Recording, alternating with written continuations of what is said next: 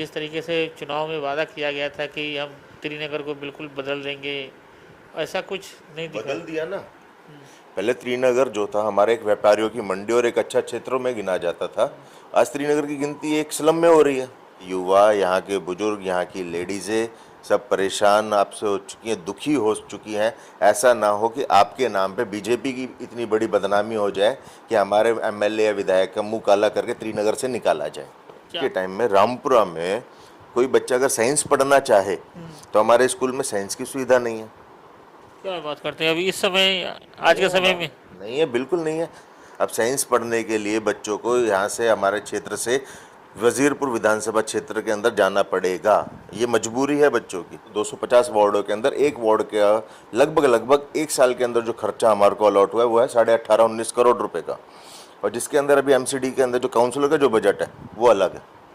Counsellor का budget अलग है, ये दिल्ली गवर्नमेंट द्वारा अलॉट करा गया है। तो इसी चीज़ को देखते हुए अगर मैं त्रिनगर की बात करूं, पूरे त्रिनगर के अंदर 19 करोड़ रुपए का, अगर किसी को, एक सज्जन को इस चीज़ के ऊपर दिख रहा हो कि भाई 19 करोड़ रुपए एक साल के अंदर यहाँ पे लगा है, 19 क्या 9 करोड़ रुपए भी है, 1 करोड़ रुपए भी, मैं कहता हूँ 1 करोड़ रुपए भी अगर यहाँ पे साफ सफाई पे लगा है तो मैं उसको चैलेंज करता हूँ। नमस्कार, मैं आर.के. जायसवाल और आप देख रहे हैं जनमत की पुकार। प्रधानमंत्री जी ने लोगों से अपील की है कि गोल्ड ना खरीदें, विदेश की यात्रा ना करें, खाने की तेल कम से कम यूज करें, पेट्रोल डीजल की बचत करें। वैश्विक संकट है, इसकी घड़ी में प्रधानमंत्री ने लोगों से मार्मिक अपील की है। इसी मुद्दे पर मैं आज चर्चा करूंगा। मौजूद हूँ रामपुरा में और हमारे साथ मौजूद हैं डॉक्टर मोहित चौधरी जी। मोहित चौधरी जी, प्रधानमंत्री जी ने एक अपील की है, जिस तरीके से आप जानते हैं। नहीं, ये अपील करी, ऐसी एक अपील प्रधानमंत्री ने कोविड के टाइम पे भी करी थी और बहुत लोगों ने थालियां पीटी थी, रोडों पे पाइप पीटे थे। उस शोरगुल से कोविड का क्या हुआ वो आपको भी पता है। और दूसरा रहा जो प्रधानमंत्री ने अभी बोला है कि आप गोल्ड मत खरीदो, खाने के तेल कम रखो अपने यूज़ में।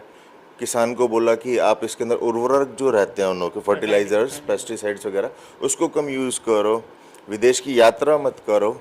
इसी संदर्भ में मैं अगर आपसे डायरेक्टली ये पूछूं कि 15 तारीख को प्रधानमंत्री हमारे जो यूरोप ट्रिप पे जा रहे हैं वो कैसे जा रहे हैं? वो जा सकते हैं, आम पब्लिक नहीं जाएगा। जब उनको कोई रैली करनी होती है 250 गाड़ियों का काफिला वो अपने साथ में लेकर के जा सकते हैं, लेकिन आपको कारपूलिंग करनी है। चलो इस बात पे भी हम एग्री करते हैं, भाई कारपूलिंग करेंगे पोल्यूशन कम होगा।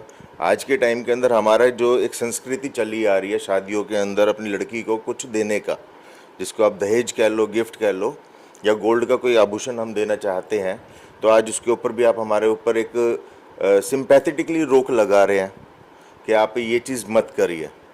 तो सबसे पहले मैं ये कहना चाहूँगा हमारे प्रधानमंत्री साहब को और बीजेपी में जो उनके क्लोज हैं कि ये मैसेज ज़रूर पहुँचाएं कि साहब अपने गिरेबान में झांक कर देखो पहले। मुझे लगभग 1.5 साल हो गए दिल्ली की सरकार को। रेखा गुप्ता जी की विधायक का चुनाव लगभग 1.5 साल पहले हुआ था। कितना बदला त्रिनगर, कितना बदला आपका रामपुरा? माइनस में गया है, गंदगी बढ़ी है, गाय बढ़ी हैं, हमारा पानी की सप्लाई, एक मेरे को ऐसा भी लगता है कि शायद ये एक प्लांटेड आइडिया है पानी को प्राइवेट करने का, जो बार बार हमारे को पानी के लिए तरसाया जा रहा है इस श्रीनगर में। जो पहला मुद्दा, अगर आपको टॉपिक याद है तो रेखा गुप्ता ने सबसे पहले मैनिफेस्टो में ये बोला था कि मेरी सरकार आने के बाद आपको सड़कों पर गाय नहीं मिलेंगी।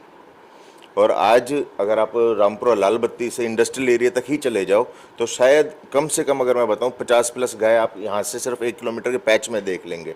शंकर चौक चले जाओ, 100 गाय आप वहाँ पे खड़ा हुआ देख लेंगे।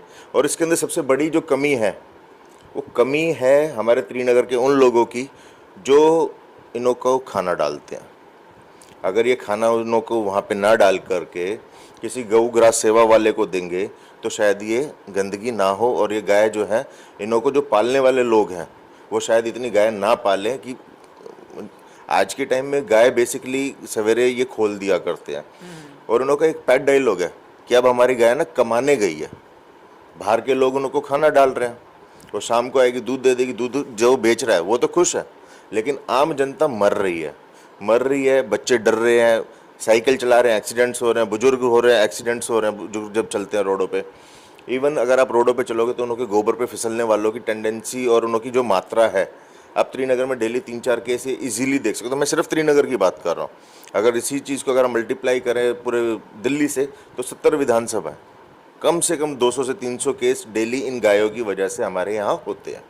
ये एमसीडी नाकाम है, निगम पार्षद जी वगैरह क्या कर रहे हैं फिर इस पर? तो एमसीडी के अंदर अगर आपको मैं बता दूं तो 4900 करोड़ रुपए लगभग का फंड सिर्फ सैनिटाइजेशन के लिए हमारा अलॉट हुआ है। टोटल फंड जो हुआ है वो तो कई हज़ार करोड़ है, जिसमें से 4700-4800 करोड़ के लगभग सिर्फ सैनिटाइजेशन के लिए अलॉट करा गया है एमसीडी को। अगर मैं इसको डिवाइड करूं वार्ड वाइज तो 250 वार्डों के अंदर एक वार्ड का लगभग एक साल के अंदर जो खर्चा हमारे को अलॉट हुआ है वो है 18.5-19 करोड़ रुपए का। और जिसके अंदर अभी एमसीडी के अंदर जो काउंसलर का जो बजट है वो अलग है, काउंसलर का बजट अलग है, ये दिल्ली गवर्नमेंट द्वारा अलॉट करा गया है। तो इसी चीज़ को देखते हुए अगर मैं श्रीनगर की बात करूं, पूरे श्रीनगर के अंदर 19 करोड़ रुपए का अगर किसी को एक सज्जन को इस चीज़ के ऊपर दिख रहा हो कि भाई 19 करोड़ रुपए एक साल के अंदर यहाँ पे लगा है, 19 क्या 9 करोड़ रुपए भी है, 1 करोड़ रुपए भी मैं कहता हूँ 1 करोड़ रुपए भी अगर यहाँ पे साफ सफाई पे लगा है तो मैं उसको चैलेंज करता हूँ, जब मर्जी मेरे सामने आके मुझसे बात करें। साफ सफाई की कैसी व्यवस्था है अपने रामपुरा श्रीनगर? साफ सफाई की व्यवस्था देख सकते हो ना आप। साफ सफाई की अगर व्यवस्था देखो तो रामपुरा का जो मेन रोड है ये अगर बारिश आ जाए तो यहाँ पे आप 2 व्हीलर से नहीं जा सकते। यहाँ पे इतना एक फिसलन हो जाएगा, इतना मोटा इसके ऊपर मिट्टी का लेयर जम चुका है।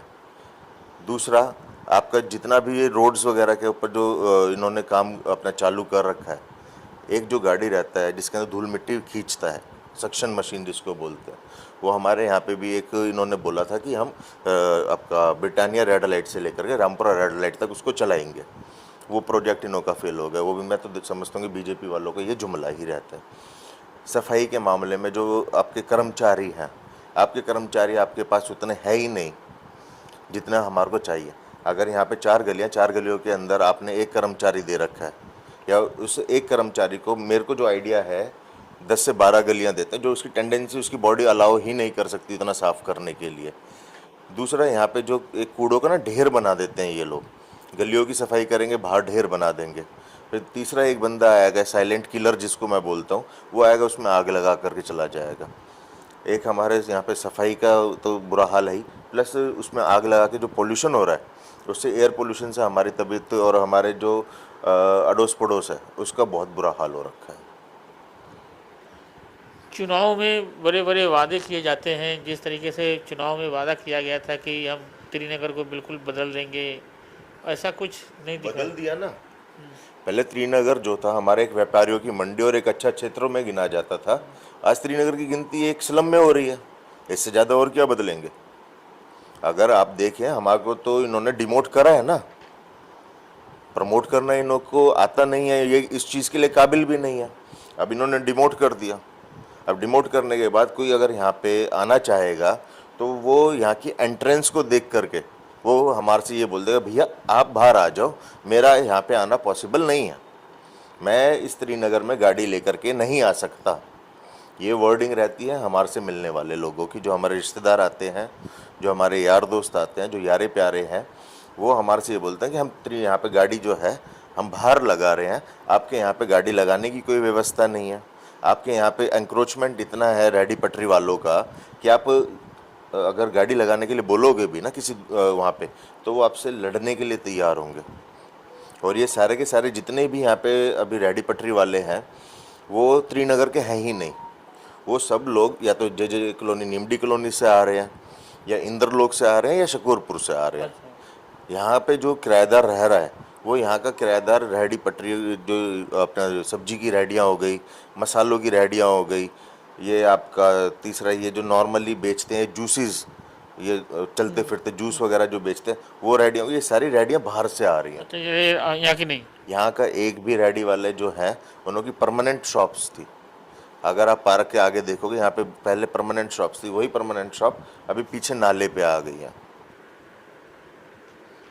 श्रीनगर के विधायक और निगम पार्षद के कामों से कितने संतुष्ट हैं चौधरी साहब? देखिए, चुनाव लड़ने से पहले सबके वादे बहुत बड़े बड़े होते हैं, और उसके बाद अगर मैं कहूँ तो जैसे एक छोटा बच्चा अपने माँ बाप की गोद में जाके बैठता है, इसी तरीके से तो हमारे पार्षद का हाल है। और सेम हाल हमारे यहाँ के एमएलए का है। वो अपने दोस्तों की फिक्र कर रहे हैं। और अभी तो सुनने में ये भी आया है कि हमारे जो पार्षदा के जो पति हैं विशेषकर, वो भी बिल्डर लॉबी में आ चुके हैं। उनकी बिल्डिंगें बहुत अच्छे स्पीड से बन रही हैं। अब इसी तरीके से अगर जनता को लूटना है तो मैं तो डायरेक्टली ये चीज़ बोलता हूँ, इस्तीफ़ा दे दो। क्यों लोगों की बदवाएं ले रहे हो आप? आपके लिए एक बेटर ऑप्शन है, रामपुरे के अंदर आपको अगले चुनावों में एंट्री नहीं मिलने वाली है। यहाँ का युवा, यहाँ के बुजुर्ग, यहाँ की लेडीज़ें सब परेशान आपसे हो चुकी हैं, दुखी हो चुकी हैं। ऐसा ना हो कि आपके नाम पे बीजेपी की इतनी बड़ी बदनामी हो जाए कि हमारे एमएलए या विधायक का मुंह काला करके त्रिनगर से निकाला जाए। क्या बात करते हैं, मुंह काला करेंगे आप लोग? सर, अब एक चीज़ देखो ना, हमारे पास ऑप्शन है नहीं। गंदा पानी हम लोग पी रहे हैं, जहर है। यहाँ पे डेली कभी गाय से एक्सीडेंट हो रहा है, कभी इनों के टूटे हुए रोडों से एक्सीडेंट हो रहा है। मरना तो हमारे को है ही ना। तो एक हिंदी में कहावत है ना, मरता क्या नहीं करता। तो हमारे पास ऑप्शन है कि अगले साल हम इस पार्षद को हटाएंगे। हम ऐसा पार्षद लेकर के आएंगे जो हमारे एरिया का हो, हमारे एक, मैं तो ये कहता हूँ, हमारे विशेष समाज का हो, जो हमारे दुखों को समझे। हमारे को नहीं चाहिए यहाँ पे हमारे को वैश्य समाज का या हमारे को ब्राह्मण समाज का नहीं चाहिए। फिर कौन सा समाज चाहिए? हमारे को यहाँ से चाहिए ओबीसी समाज, जो हमारे गांवों को देखे। देखो, यहाँ पे रामपुरे के अंदर गांवों में रहते हुए मैं आपको ऐसे 20 इंडस्ट्रियलिस्ट के नाम बता दूंगा जो हमारे रामपुरे से लेकर के आज पूरी दिल्ली के अंदर उनका नाम छाया हुआ है। इवन हमारे अगर आप देखो, सांसद महाबल मिश्रा त्रिनगर से निकल करके गए। हमारे जो पार्षद आत्माराम गुप्ता रहे, वो हमारी बिल्डिंग के अंदर ही नीचे उनका फैक्ट्री था। आपके यहाँ पे माधुरी गोयल चुनाव लड़ी, उनके फादर हमारे बहुत नज़दीकी रहे, हमारे बिल्डिंग के अंदर यहाँ पे वो भी रहे। यहाँ से वेलकम वाले निकले, एक्शन वालों का यहाँ पे बहुत अच्छा रोल है। यहाँ से हमारे जो हमारे एक विशेष हमारे परिवार से काफ़ी रहे, उनको हम बोलते हैं सत्ते। उनका सीमेंट का काम है, आज के टाइम में उनकी सीमेंट की फैक्ट्री है। यहाँ से हमने वैश्य समाज का हमेशा सपोर्ट करा है। मैं विशेषकर वैश्य समाज के अगेंस्ट में नहीं हूँ, ना मैं ब्राह्मण समाज के अगेंस्ट में हूँ। लेकिन एक मौका ये दोनों के दोनों समाजों के मुखियाओं से मैं ये बोलना चाहता हूँ, मोदी लोगों से मैं ये चीज़ बोलना चाहता हूँ कि एक मौका आप गांव के अंदर दो, ताकि जो हमारा विकास रुका हुआ है पिछले 20 सालों से, उसको कम से कम थोड़ा तो आगे आने को मिले। आज के टाइम में रामपुरा में कोई बच्चा अगर साइंस पढ़ना चाहे तो हमारे स्कूल में साइंस की सुविधा नहीं है। क्या बात करते हैं, अभी इस समय, आज के समय में नहीं है, बिल्कुल नहीं है। हमारे यहाँ पे रामपुरा के अंदर एक स्कूल है जो हायर स्कूल है, जिसको लाल बिल्डिंग बोलते हैं, सामने स्कूल रोड उसके नाम से फेमस है। यहाँ पे आज भी साइंस की कोई स्ट्रीम नहीं है। अब साइंस पढ़ने के लिए बच्चों को यहाँ से, हमारे क्षेत्र से वजीरपुर विधानसभा क्षेत्र के अंदर जाना पड़ेगा। ये मजबूरी है बच्चों की। और ये एक, मैं कहूँ, ये नाकामयाबी है बीजेपी की, हमारे एमएलए की, हमारे काउंसलर की और हमारे सांसद की, कि एक स्ट्रीम आप गवर्नमेंट की जो साइंस की स्ट्रीम है बच्चों को पढ़ाने के लिए, वो आप इस स्कूल में नहीं लेकर के आ पा रहे हो। तो ये आपकी नाकामयाबी है डायरेक्टली। अगर ओबीसी समाज यहाँ से निगम पार्षद बनते हैं तो क्या ये समस्या दूर हो जाएगी? देखो, समस्याओं का हल आप और हम बैठ कर के, जब समस्या हमारे बीच की होगी तो आप और हम ही निकाल सकते हैं। अब जो इंसान त्रिनगर में रहता ही नहीं है, जो रहना ही जिसको आउटसाइड त्रिनगर है, जिसका विधानसभा क्षेत्र ही दूसरा पड़ता है, जहाँ पे उसका घर है, आज के टाइम में वो सवेरे तैयार होकर के 2 घंटे की एक टूर पे आता है। यहाँ पे उसको बोलते हैं विधायक साहब आ गए, इन्हों की माला ले आओ। विधायक साहब त्रिनगर से हर प्रोग्राम में गायब है, जन संवाद ये कर नहीं सकते। मैं आज के टाइम में ये चीज़ चैलेंज करता हूँ कि वो आए, डिबेट करें। हम यहाँ पे गांव के अंदर 20-30-50 लोगों को वो लेकर के आए, उन्होंने जितने बढ़िया बढ़िया आदमी हैं उनको लेकर के आए, वो हमारे को समझाए और हम उन्हों को समझाएं। आपको दूध का दूध और पानी का पानी पता लग जाएगा। पार्षद की साड़ी कितने पैसे की है वो पता लग जाएगा। 2,500 रुपये जो हमारे यहाँ पे लोगों को नहीं मिल रहे, उनका दुख कितना बड़ा है। चौधरी जी, सीलिंग को लेकर लोग डरे हुए हैं, तलवार लटक रही है, लोग परेशान हैं। रामपुरा में क्या स्थिति? रामपुरा पूरे त्रिनगर के अंदर स्थिति अभी फ़िलहाल तो ये है कि जो छोटे दुकानदार हैं वो अपने शटर हटा करके वहाँ पे दुकानों के आगे दीवार कर रहे हैं। भुखमरी का दौर आएगा। जिस तरीके से हमारे प्रधानमंत्री जी ने बोल दिया है कि तेल कम यूज़ करो, गहना मत खरीदो, रोजगार आप देंगे नहीं। आने वाला टाइम है, एक बच्चे के पास सिर्फ एक स्लॉट रहेगा, वो है लेबर वाला। अडानी सब कुछ ले जाएगा। आपके हमारे समाज के जो middle class, lower middle class का बच्चा सिर्फ 9 से 5 की नौकरी करने के लिए ही इनों के लिए बनेगा। अगर मैं हिंदी शब्दों में कहूँ तो अडानी आज के टाइम में मोदी के थ्रू सबको गधा बनाना चाह रहा है जो उसके लिए काम करे। मेरे सीधे शब्दों के अंदर यही इनों के अंदर सीलिंग के मामले में कहना है कि ये वेल प्लान्ड इनों का तरीका है। अब इसके अंदर जो छोटे, हमारे यहाँ पे पहली बात तो इतना कोई बड़ा रोजगार रहा नहीं, जो छोटे मोटे रोजगार है वो सीलिंग के अंदर ख़त्म हो जाएंगे। तो हमारे को वही पुराना दौर आएगा। गांव वालों को दो ही चीज़ आती है, या तो किसानी कर लो या मार पीट के खा लो। अब किसानी हमारे पास बची नहीं, जब कुछ हमारे पास रहेगा ही नहीं, ना हमारे पास रोजगार है, ना हमारे पास व्यापार है, तो हम करेंगे क्या? लूटपाट करेंगे। लूटपाट को बढ़ावा देना इस सीलिंग का एक मेजर पॉइंट है। या तो आप हमारे को बोलो कि भाई आप ये रोजगार करो। आप हमारे यहाँ पे कोई एजुकेशनल हब हमारे यहाँ पे नहीं है, इंडस्ट्रियल हब हमारे यहाँ पे नहीं है, कोई शॉपिंग हमारे यहाँ पे कोई ऐसा मार्केट नहीं है, हमारे यहाँ पे कोई खेती बाड़ी नहीं है, कोई हमारे पास कोई ऐसा पूर्वजों का कोई ऐसा हाथ की कारीगरी वाला हमारे पास कोई काम नहीं है, तो हम लोग करेंगे क्या? ये सीलिंग की तलवार क्या है? ये तो डायरेक्टली तलवार है, लाके हमारे गर्दनों पे सीधे सीधे लगाओ ना, इनडायरेक्ट क्यों लगा रहे हो? तो हमारे साथ बात कर रहे थे डॉक्टर मोहित चौधरी जी। मिलते हैं किसी और नई खबरों के साथ। नमस्कार। अगर आपने हमारा अभी तक चैनल सब्सक्राइब नहीं किया है तो कृपया चैनल सब्सक्राइब कर लें, लाइक करें, शेयर करें, कमेंट करें। तो मिलते हैं फिर किसी और खबरों के साथ।